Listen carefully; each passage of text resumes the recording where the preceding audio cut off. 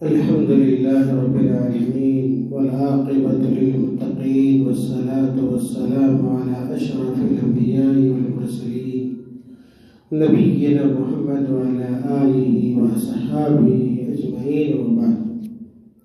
عن أبي هريرة رضي الله عنه قال قال رسول الله صلى الله عليه وسلم من نسي وهو صائم فأكل أو شرب فليتم صومه فإنما أطعمه الله وسقاه متفق علیہ. محترم حاضرین، رمضان کے روزے کی مناسبت سے یہ 9ویں حدیث آج آپ کے سامنے پیش کی گئی ہے، پڑھی گئی ہے.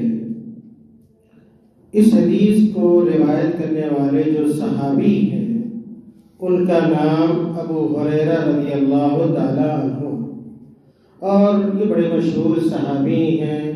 اس سے پہلے بھی میں نے ذکر کیا ہے کہ ان کا اصل نام عبد الرحمن بن صخر تھا. ان کا اصل نام جو ابو ہریرہ ہے، ان کا اصل نام عبد الرحمن بن صخر تھا.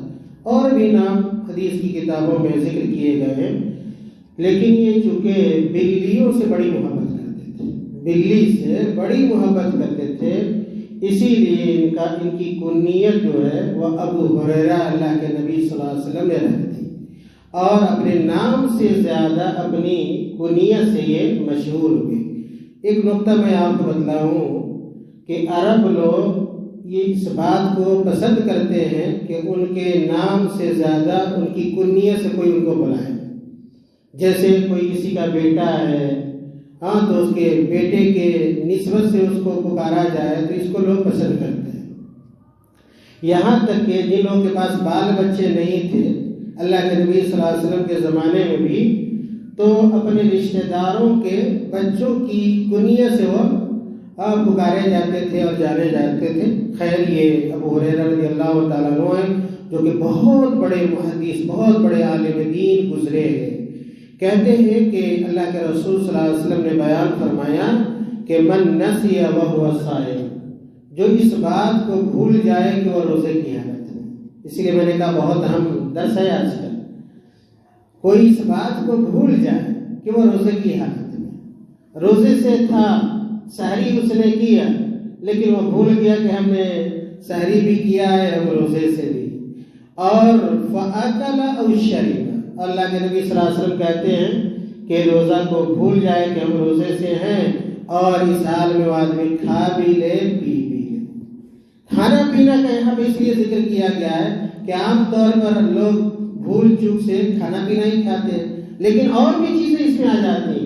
یعنی وہ تمام چیزیں جو کھانے پینے کی طرح، اگر روزے کی حالت میں آدمی ان چیزوں میں سے کسی بھی چیز کو اگر انجام دے دیتا، بھول کر، یاد رکھیے جان بوجھ کر نہیں، بھول کر اگر کوئی آدمی کھا لے پی لے یا روزہ توڑنے والی کسی بھی چیز کا اگر بھول کر ارتکاب کر لیتا ہے، انجام دے دیتا ہے، تو دیکھیے اللہ کے نبی صلی اللہ علیہ وسلم کیا فرماتے ہیں، کہتے ہیں فَلْيُتِمَّ صَوْمَهُ، اس آدمی کو اپنا روزہ پورا کرنا چاہیے.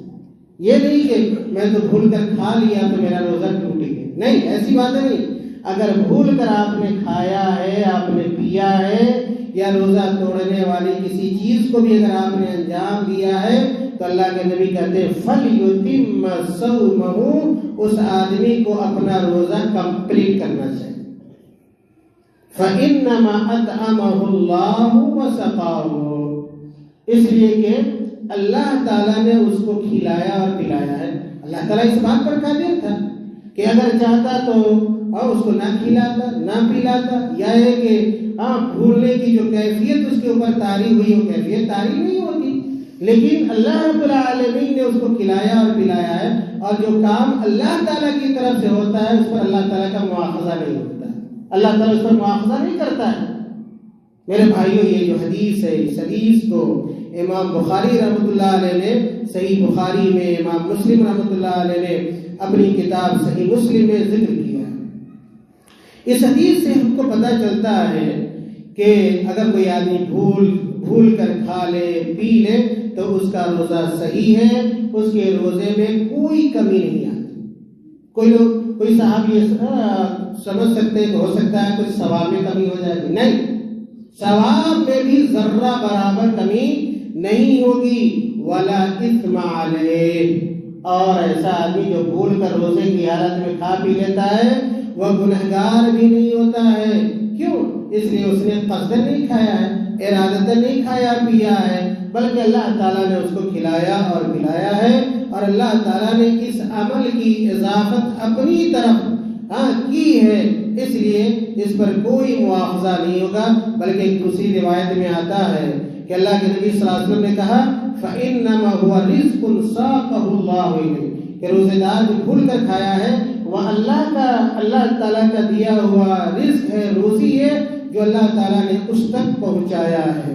میرے بھائیوں، اگر بھول کر ہم اور آپ روزے کی حالت میں کھا پی لیتے ہیں تو میں نے کہا کہ روزہ نہیں ٹوٹے گا اور اس دن کی قضا بھی نہیں۔ تو ایسا نہیں کہ چلو ہمارا روزہ تو ہو گیا لیکن ہم اس کے بدلے میں آئندہ رمضان کے بعد قضا کریں گے، قضا کی بھی کوئی ضرورت نہیں ہے، بلکہ اس کا روزہ ہو جائے گا، روزے کو کمپلیٹ کرے گا۔ اسی طرح یہ میں نے اشارہ کیا کہ اس حدیث میں صرف کھانے پینے کا تذکرہ ہے، اور وہ اس لیے ہے کہ عام طور پر یہی چیزیں انسان سے بھول کر سرزد ہوتی ہیں، کھانا اور پینا، لیکن اس کے دائرے میں وہ تمام چیزیں آتی ہیں جن سے روزہ ٹوٹ جاتا ہے۔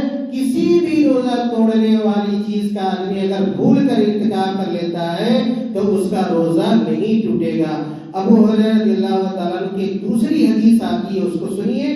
اللہ کے نبی صلی اللہ علیہ وسلم نے کہا من افطر فی شہر رمضان ناسیا، کہ اگر کوئی آدمی بھول کر رمضان میں افطار کر لیتا ہے یعنی کچھ کھا پی لیتا ہے فلا قضاء علیہ، اس کے اوپر قضا نہیں ہے، ولا کفارہ، اور کفارہ بھی نہیں۔ کفارہ جیسے کوئی آدمی روزہ نہیں رکھ سکتا، اگر شرعی عذر ہے تو ہر دن کے بدلے ایک مسکین کو کیا کرے گا؟ کھانا کھلائے گا، یا 1.5 کلو غلہ اور اناج دے گا، یا کھانا پکا کر ایک ٹائم کا دے گا اس کو۔ لیکن اگر ایسا آدمی جو بھول کر کھایا پیا ہے تو اس کے اوپر نہ قضا ہے اور نہ کفارہ ہے۔ میرے بھائیوں، اس حدیث سے اس قرآن کریم کی آیت کی طرف یہ اشارہ ملتا ہے کہ اللہ تعالیٰ نے قرآن میں کہا ربنا لا تؤاخذنا ان نسینا او اخطانا۔ قرآن کریم کی آیت ہے سورہ بقرہ کی کہ ہم لوگ دعا کرتے ہیں کہ اللہ ان چیزوں میں تو ہمارا مواخذہ نہ کر جو کام ہم نے بھول کر کیا ہے یا ہم سے غلطی ہو گئی ہے۔ میرے بھائیوں، ایک سوال یہ آتا ہے کہ اگر کوئی آدمی بھول کر کھا رہا ہے، بھول کر رمضان کے دن میں کھا رہا ہے اور ہم دیکھ رہے ہیں، ہم منع کریں گے یا نہیں منع کریں گے؟ منع کریں گے، ہم اس کو منع کریں گے، اس لیے کہ اس کو خبر دینا ہماری ذمہ داری، اس لیے کہ وہ منکر کام کر رہا ہے، غلط کام کر رہا ہے، ایسا کام کر رہا ہے جو رمضان کے دن میں نہیں کر رہا ہے، نہیں کرنا چاہیے تھا، لیکن اگر کر رہا ہے، ہم دیکھ رہے ہیں تو آدمی پانی پی رہا ہے، گلاس اس کے منہ تک پہنچ گیا ہے، کھانا اس کے منہ تک پہنچ گیا ہے اور اس کو خبر نہیں ہے، کھلا ہوا آدمی ہے، تو ہم اس کو منع کریں گے، روکیں گے، خبر دیں گے۔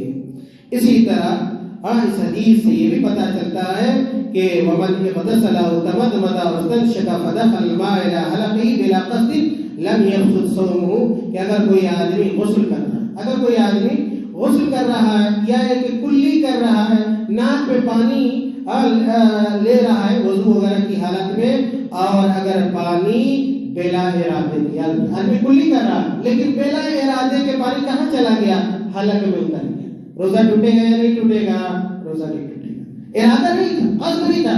اگر قصداً وہ آدمی ایسا کرتا، ارادتاً وہ آدمی ایسا کرتا تو اس کا روزہ ٹوٹ جاتا۔ ایک آدمی ہے مان لیجئے اور اس کا منہ کھلا ہوا، مثال کے طور پر جمائی آئی اس میں، روزہ دار ہے، جمائی آئی اور اچانک ایک مکھی آئی اس کے منہ میں چلی گئی، مکھی حلق سے پیٹ تک پہنچ گئی۔ آدمی راستے میں جا رہا ہے، جیسے آج کل ہوا چل رہی ہے نا، ہوا چل رہی ہے اور گرد و غبار اڑ کر اس کے پیٹ میں چلا گیا، یا ایک آٹا وغیرہ عورت بنا رہی ہے، پکا رہی ہے اور کچھ ذرات کیا ہے غیر ارادی طور پر، غیر اختیاری طور پر اگر حلق کے اندر چلے جاتے ہیں، یاد رکھیے اس سے روزہ نہیں ٹوٹے گا. کیوں نہیں ٹوٹے گا؟ اس لیے کہ یہ چیزیں، یہ کام ارادتاً نہیں ہوا، قصداً نہیں ہوا. میرے بھائیوں 2-3 منٹ میں بہت اہم بات آپ لوگوں کو بتانا چاہتا ہوں. ایک سوال آپ کی طرف سے آ سکتا ہے، یہ بتائیے کہ وہ کون سی اہم چیزیں، ساری چیزیں تو نہیں بیان کر سکتے، وہ کون سی اہم چیزیں ہیں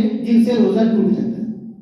وہ کون سی اہم چیزیں ہیں جن سے روزہ ٹوٹ جاتا ہے؟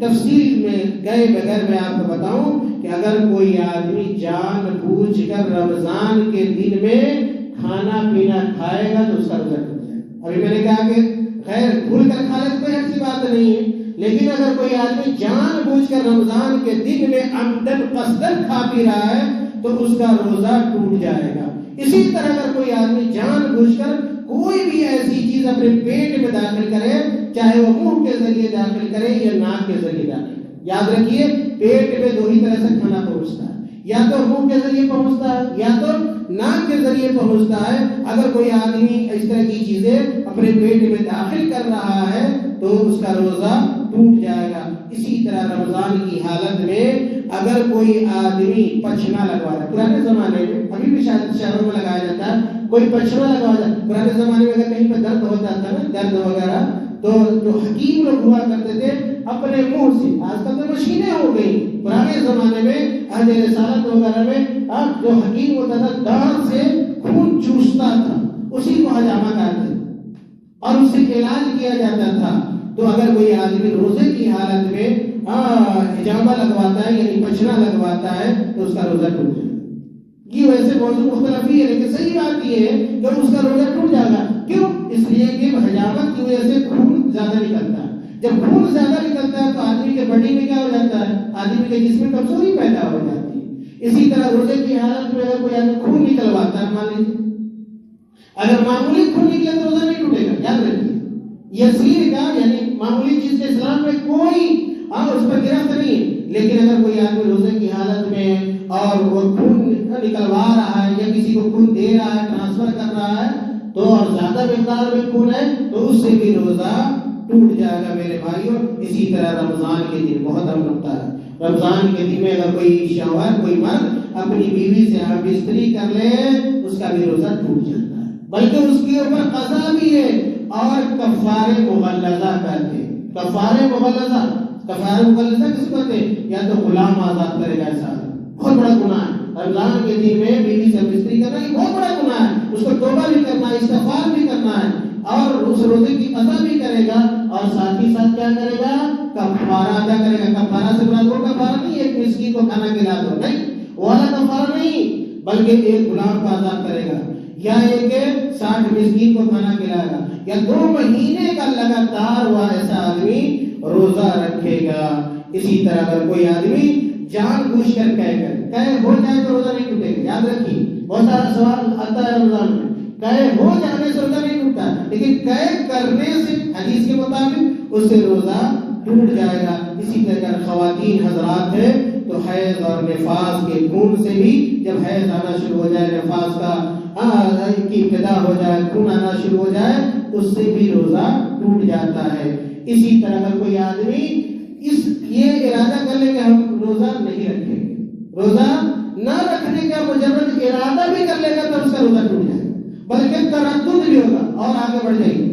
اگر کسی کو تردد بھی ہو جائے گا تو ہو سکتا ہے وہ روزہ رکھیں گے یا نہیں رکھیں گے کل. اگر یہ خدشہ بھی ہو جائے تو یاد رکھیے روزہ اس دن کا ٹوٹ جائے گا، جیسا کہ یہ روزہ نہیں ہوگا. جیسا کہ شیخ ابن عثیمین رحمۃ اللہ علیہ نے اس مسئلے کو بیان کیا، روزے کی حالت میں کوئی آدمی مرتد ہو جائے، اسلام سے پھر گیا، اسلام چھوڑ دیا، تو اس آدمی کا روزہ ٹوٹ جائے گا. یہ چند وہ امور ہیں جو بڑے اہم امور ہیں جن سے یہ پتہ چلا کہ اگر روزے کی حالت میں ان چیزوں کا ہم ارتکاب کرتے ہیں تو ہمارا روزہ ٹوٹ جاتا ہے. اس لیے روزے کی حالت میں ان چیزوں سے بچنا بہت ضروری ہے. 4 اہم ایسی چیزیں ہیں جو اگر پائی جائے تو یاد رکھیے آدمی روزہ چھوڑ سکتا ہے، رمضان کا روزہ چھوڑ سکتا ہے. چند ایسے آزار ہیں، عذر شرعی جس کو کہتے ہیں، اگر یہ پائے جائے تو ہم روزہ چھوڑ سکتے ہیں. مثال کے طور پہ رمضان کا مہینہ چل رہا ہے، کوئی آدمی بہت بیمار ہے، مریض ہے، جیسا کہ قرآن میں ذکر کیا گیا ہے، اور بہت زیادہ مریض ہے بہت زیادہ مریض ہے، روزہ رکھ ہی نہیں سکتا ہے، یا مریض کی کئی حالتیں ہو سکتی ہیں، اگر معمولی مرض ہے، بیماری ہے، روزہ رکھ سکتا تو رکھنا چاہیے، لیکن زیادہ مرض ہے اس کو روزہ نہیں رکھ سکتا تو روزہ نہیں رکھنا چاہیے، اس کی قضا کرنا چاہیے۔ لیکن ایک ایسا مریض ہے جو روزہ رکھ ہی نہیں سکتا تو پھر کیا کرے گا؟ وہ فدیہ دے گا، فدیہ دے گا، روزہ نہیں۔ اسی طرح بہت بوڑھا آدمی ہے، بہت بوڑھا آدمی ہے، روزہ نہیں رکھ سکتا، کیا کرے گا وہ آدمی؟ فدیہ دے گا، ہر دن کے بدلے کی مسکین کو کھانا کھلائے گا۔ تو مرض یعنی مریض روزہ چھوڑ سکتا ہے، کوئی حرج نہیں ہے، کوئی مذاکرہ نہیں ہے، گناہ نہیں ہے، لیکن کفارہ ادا کرے گا۔ اسی طرح کا کوئی مسافر ہے، روزہ چھوڑنے کے لیے سفر نہ کرے، بلکہ اگر سفر میں ہے تو روزہ چھوڑ سکتا ہے، لیکن اس کی قضا رمضان کے بعد کرے گا۔ اسی طرح یہ بات آئی کہ اگر کوئی ایسی عورت ہے جو حائضہ ہے اور نفاس کی حالت میں، تو وہ بھی روزہ چھوڑ سکتی ہے۔ اور چوتھی اور آخری بات یہ ہے کہ وہ عورتیں بھی روزہ چھوڑ سکتی ہیں جو حالت